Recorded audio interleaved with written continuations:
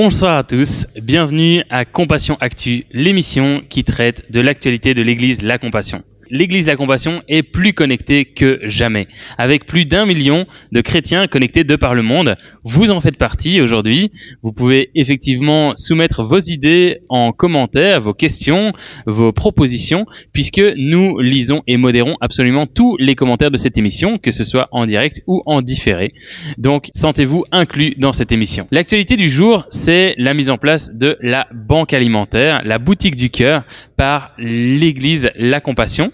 Et l'invité du jour sera le pasteur Marcelo Jérémy Tunassi qui va répondre à nos questions et qui va nous introduire à cette émission par la prière. Merci, prions le Seigneur.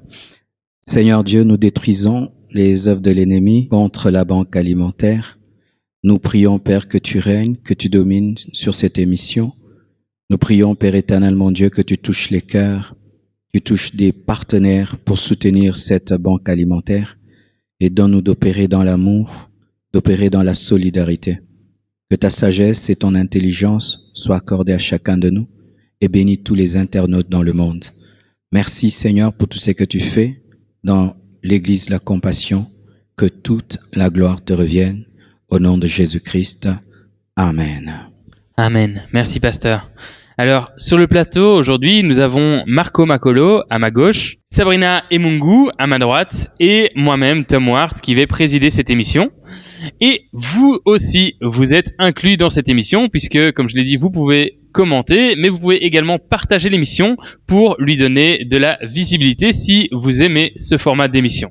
Nous observons partout dans le monde aujourd'hui une importation ralentie, une chute d'exportation et même la rareté de certains produits dans le marché. À votre avis, pasteur, quelle est l'importance de mettre en place une banque alimentaire dans ces contextes de pandémie? Est-ce que les causes que je viens de numérer sont les seules qui vous ont permis de mettre en place la banque alimentaire ou il y a d'autres causes que nous ignorons?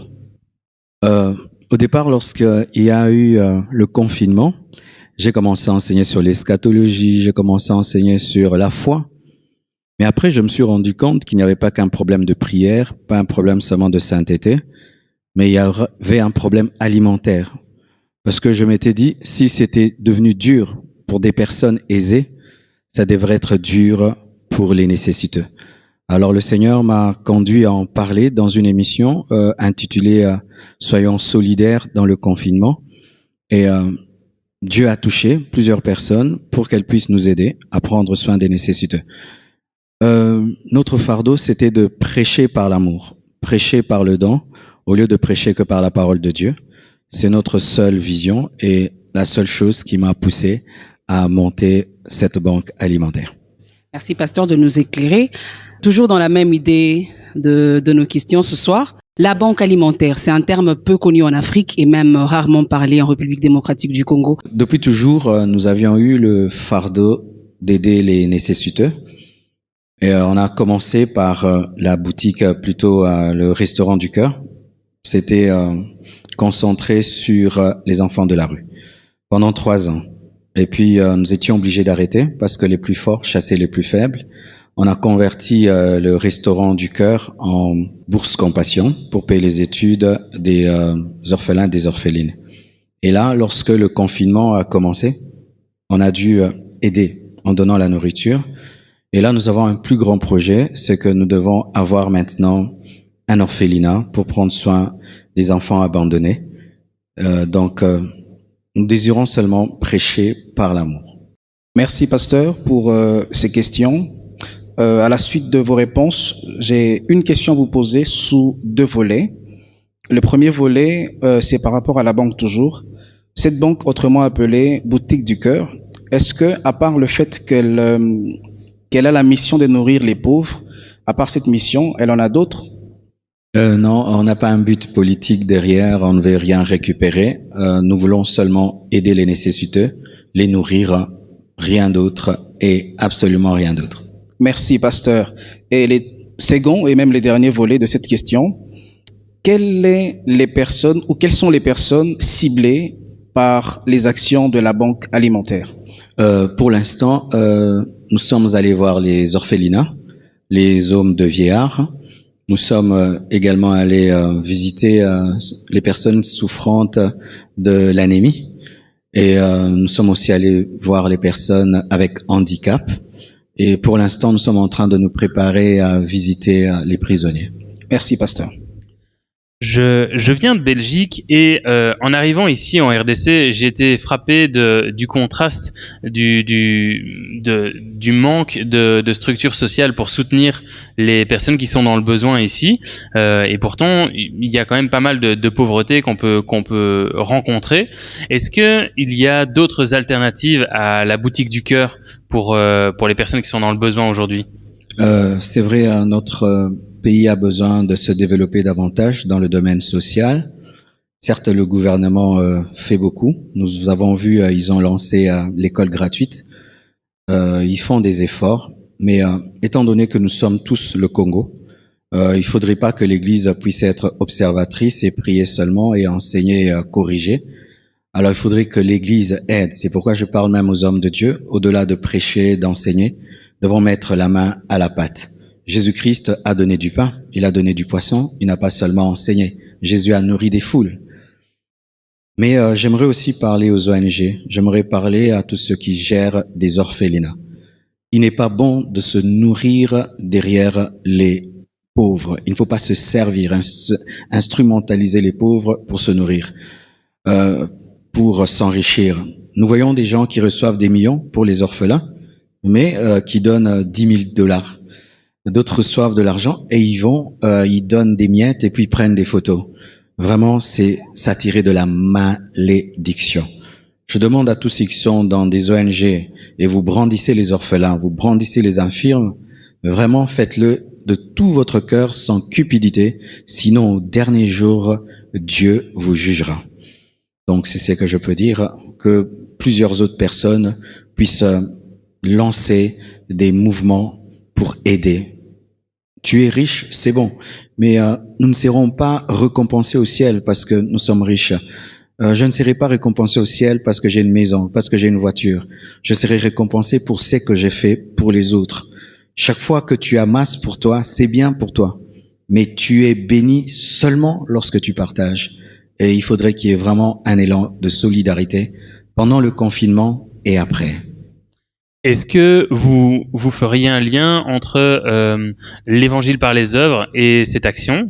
Que pourriez-vous dire à ceux qui pensent qui pourraient être sauvés au travers de leur donation, au travers de leur soutien? Ah oui, une fois j'ai réuni les nouveaux membres de l'Église et j'ai posé la question à certains pourquoi ils étaient là.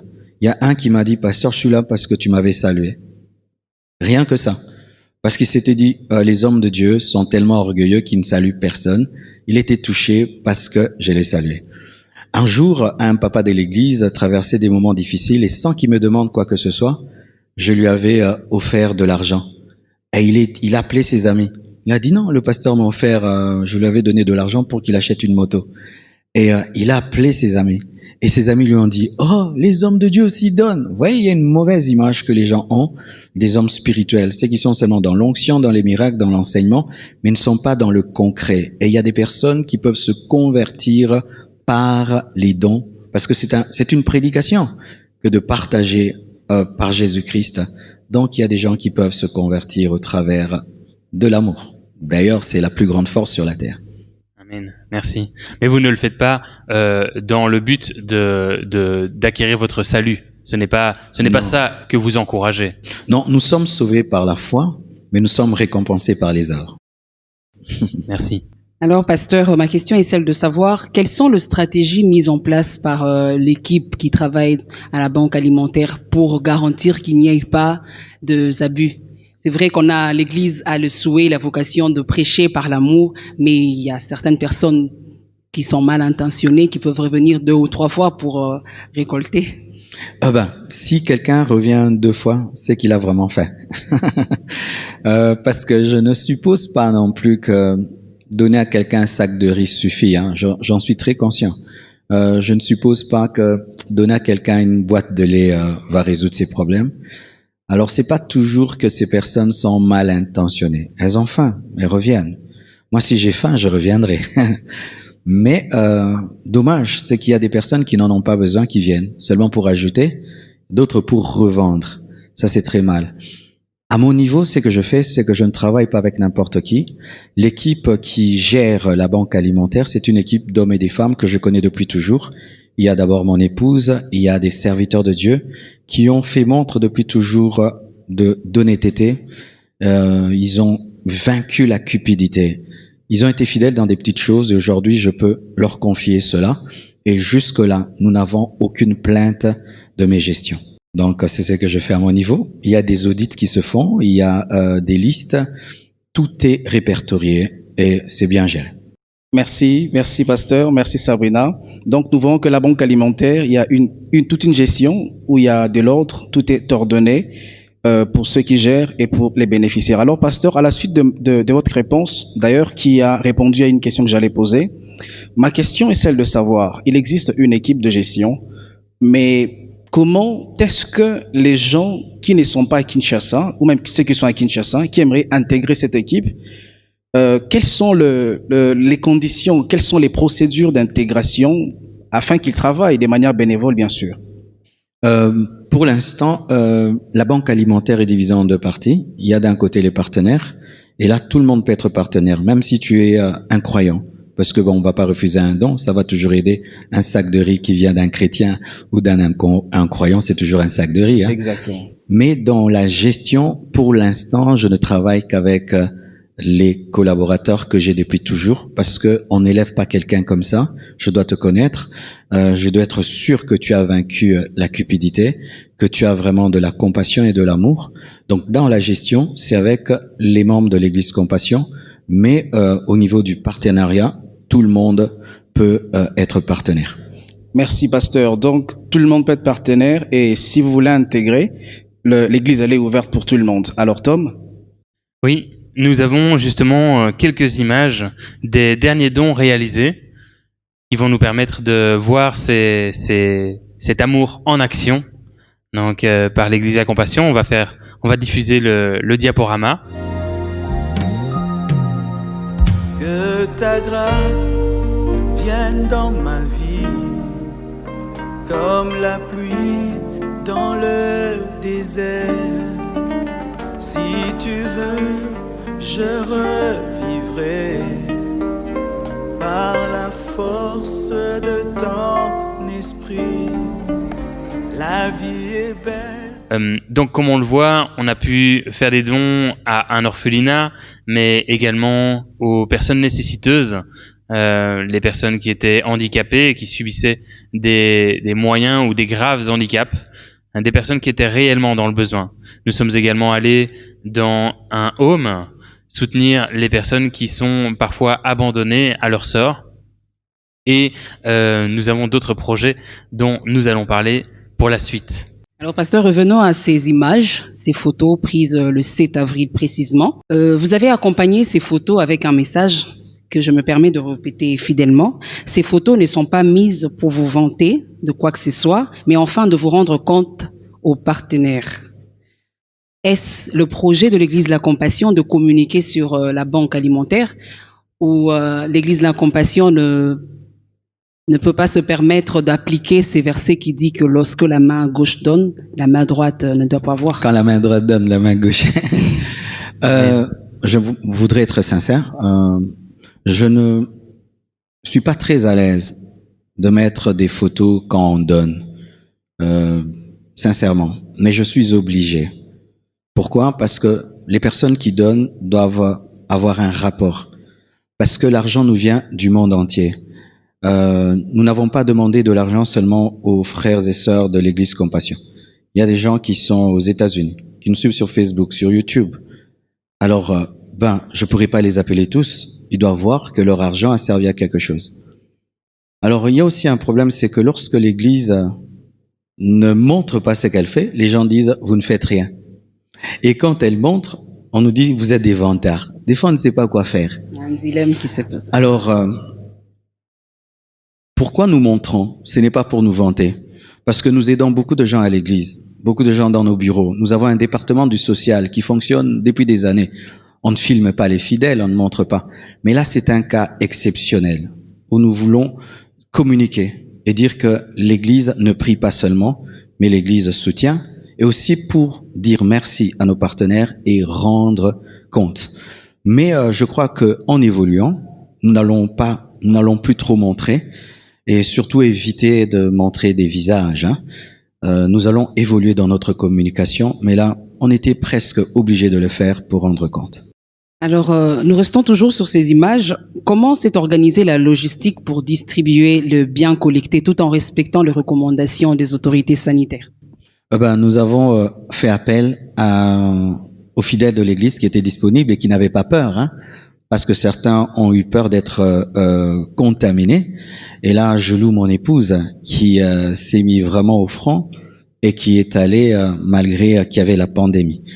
Alors, pour des raisons sanitaires, on a demandé aux gens d'avoir des masques et tout, mais dommage, c'est que certains n'ont pas respecté.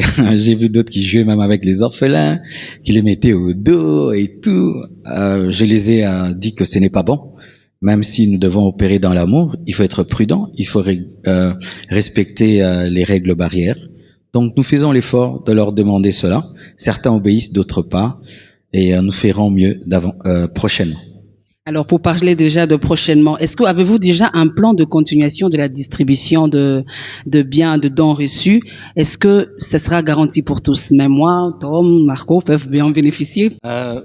Prochainement, nous comptons aller à la prison de Makala. Nous sommes en contact avec la direction. Ils nous ont envoyé leurs besoins. Ils ont demandé beaucoup de lait, pas beaucoup de riz. On n'a pas beaucoup de lait. Alors, on va leur donner beaucoup plus de riz. Alors, nous sommes en train de nous préparer. Et comme on a un département de la prison, nous nous préparons. Mais pour les fidèles de l'Église, nous aidons les fidèles de l'Église. Nous avons établi un responsable qui va s'enquérir de leurs besoins et nous les aidons. Mais ça ne passe pas sur Internet, on ne montre pas. Mais ça, c'est la vie de l'Église. Ouais. Donc, si tu as besoin, tu passes, comme tu l'as dit. Super, merci. Je retiens.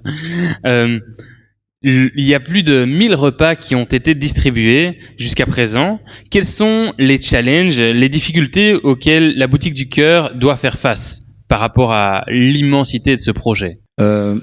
Donc, lorsque nous sommes allés dans un orphelinat, nous nous sommes rendus compte que ces enfants n'avaient pas besoin seulement de manger, n'avaient pas seulement besoin de boire, mais il fallait les habiller, il fallait leur trouver des mousses, trouver des toilettes, même il fallait construire cet orphelinat parce que ces enfants sont dans un chantier et c'est terrible, terrible. Donc les besoins sont énormes et les moyens sont limités. C'est pourquoi nous avons besoin de plus de partenaires, plus de personnes caritatives. C'est ça, je comprends. Et actuellement, d'où viennent les dons perçus par la Banque alimentaire? Est-ce que ce sont uniquement des chrétiens? Est-ce que ce sont uniquement les gens de l'Église? Est-ce que c'est ouvert à tous? Dites-nous. Tout le monde peut apporter sa part, que tu sois de l'Église Compassion ou pas, que tu sois chrétien ou pas. Et pour l'instant, il y a eu des leaders politiques qui sont venus. Il y a eu des chefs d'entreprise, il y a eu des femmes d'affaires. Il y a eu même un journal. Un journal, j'aime pas citer les noms. Aussi une parenthèse, je n'aime pas citer les noms des gens qui nous aident. Sinon, on va commencer à citer tout le temps et ça fait trop congolais. J'aime pas ça. Il y a aussi des frères de l'Église, la Compassion, qui ont fait quelque chose. Les dons sont venus de partout et financièrement, les internautes ont envoyé de l'argent et que Dieu les bénisse abondamment. Alors, on mettra à la fin justement toutes les informations pour pouvoir participer et faire des dons. Que faites-vous pour participer à l'autonomie des personnes qui viennent chercher le soutien à la boutique du cœur pour éviter de créer des personnes dépendantes à ce projet ou à ce système? La banque alimentaire n'existe que, je crois, il y a 1 mois. Et aussi, nous sommes en confinement, donc nous ne savons pas vraiment bien travailler.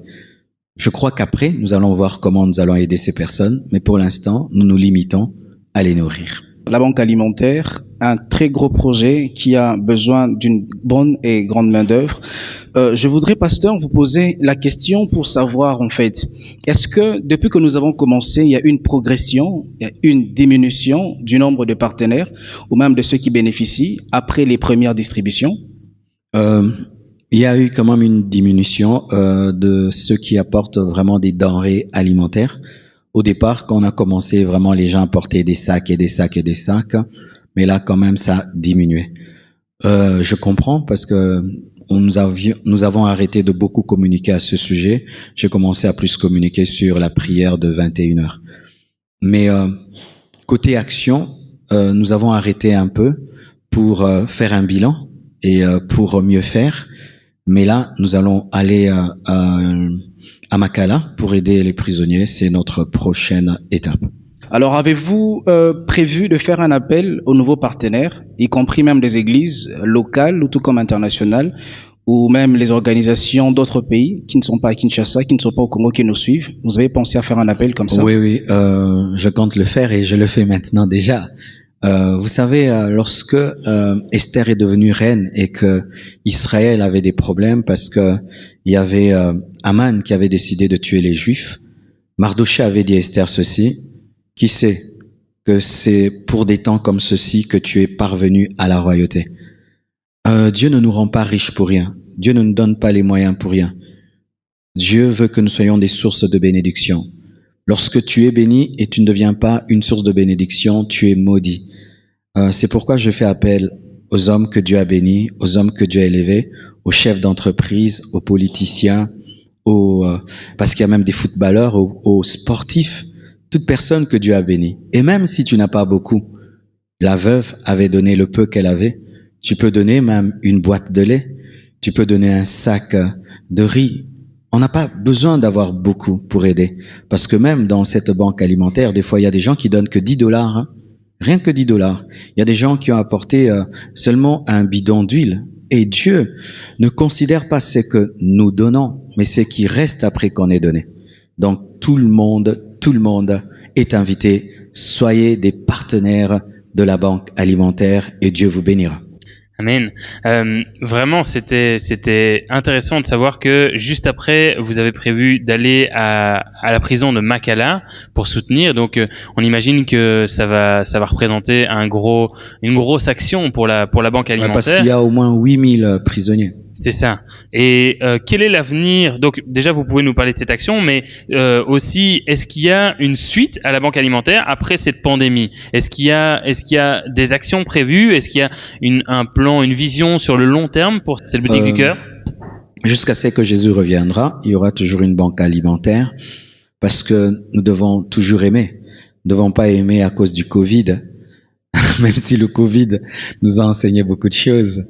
Amen. Mais après le confinement, l'amour doit demeurer. Donc cette banque alimentaire va continuer parce que il faudrait pas que dans une église il y ait quelqu'un qui a faim. Il faudrait pas qu'il y ait des gens qui mangent 4 fois par jour alors que certains ne mangent pas une fois. Alors il y aura toujours cette banque alimentaire pour les fidèles de l'église et aussi pour les pauvres qui nous entourent parce que on avait offert aussi aux nécessités de l'avenue. Hein. Les gens qui avaient besoin sur l'avenue sont venus, même à côté de la banque alimentaire à la 4e rue. Si quelqu'un a besoin, on peut l'aider. Donc, nous n'allons pas nous arrêter. Amen. Et sur le long terme, vous avez même une vision de faire grandir l'église. L'église est toujours en construction. Vous avez même une vision de pouvoir d'avoir un restaurant. C'est ça. D'avoir un restaurant, parce que nous sommes en train de construire un temple de 4 niveaux, de 5 niveaux même. Et il y aura un restaurant. Dans ce restaurant, il y aura la possibilité à ceux qui n'ont pas les moyens de manger à faible coût et pour ceux qui vraiment ne peuvent pas et qui ont faim, de manger gratuitement. Je me dis, on ne peut pas être une église spirituelle sans aimer et sans aider. On ne peut pas être une église spirituelle et fermer les yeux sur un estomac vide, hein, ouais, un estomac vide. Parce que même Jésus-Christ a arrêté d'enseigner rien que pour les estomacs vides. Amen. Ouais. Amen. On comprend mieux la recherche de partenaires extérieurs. Du coup, votre appel prend tout son sens, en effet. Quelle transparence et quelle garantie pouvez-vous offrir à ces partenaires de par le monde? Tous les hommes d'affaires, les hommes politiques qui ont donné beaucoup, chaque fois que nous sortions, j'envoyais des photos pour leur dire nous avons fait ça et cela. Aussi, étant donné que je ne peux pas appeler tous les millions d'hommes qui nous suivent, nous postons sur Facebook et sur Instagram pour leur rendre compte. Mais s'il y a quelqu'un qui veut vraiment se rassurer de la comptabilité, il peut venir à la Compassion. Notre secrétariat est ouvert tous les jours et il y aura les responsables, le superviseur qui va rendre compte parce qu'il y a des audits et tout est clair, qu'il soit sûr. On peut même poser des questions sur la page Facebook et par email. Ouais. On a aussi les informations qui s'affichent ici en dessous de la vidéo. Alors, est-ce que vous souhaitez passer un message auprès des personnes qui nous écoutent, qui sont ici dans l'émission, ou à plus grande envergure aux structures, aux églises, aux associations? Est-ce que vous pouvez les inviter à nous rejoindre dans ce projet? J'aimerais dire ceci. La plupart des gens sont habitués à avoir des hommes de Dieu qui demandent l'argent et puis ils mettent dans leur poche. Mais sachez qu'il y a aussi des hommes de Dieu différents. Il y a aussi des églises différentes. Et je vous demande de ne pas tomber dans l'incrédulité et de tomber dans l'égoïsme parce que vous avez été déçu un jour en donnant quelque chose et cela n'est pas arrivé. Osez s'aimer dans cette banque alimentaire. Osez donner financièrement et même arriver sur place et faites des dons. Et si même vous voulez venir là où nous entreposons ces denrées alimentaires, vous êtes le bienvenu. Et même si vous voulez même aller donner avec nous, ensemble avec nous, cela nous fera beaucoup de joie et nous serons heureux de vous accueillir. Nous avons une plateforme appelée Compassion Projet. Nous avons un site internet, nous avons une page Facebook. Pour tout renseignement, veuillez consulter ces sites et je vous assure que vos dons vont arriver et seront bien gérés. Que Dieu vous bénisse abondamment. Amen. Merci, pasteur. Alors, on vous remercie à vous d'avoir suivi l'émission. C'était l'émission sur la banque alimentaire de l'église La Compassion. La semaine prochaine, nous aurons une nouvelle émission Actu Compassion pour couvrir le sujet de l'orphelinat qui est en construction. La levée de fonds a déjà commencé. Vous pouvez déjà agir, continuer à collaborer pour ce projet. On va pouvoir poser des questions au pasteur sur ce sujet. On va également répondre à vos questions. Vous pouvez les poser en commentaire ici, sous cette vidéo. Nous vous affichons l'écran de soutien en fin de vidéo pour que vous puissiez vous impliquer et participer à tous ces différents projets et à la vie de l'Église, à la réalisation de ces projets. On vous souhaite une bonne semaine, un bon week-end et Nzambe apombola bino. Merci, God bless you. Que Dieu vous bénisse.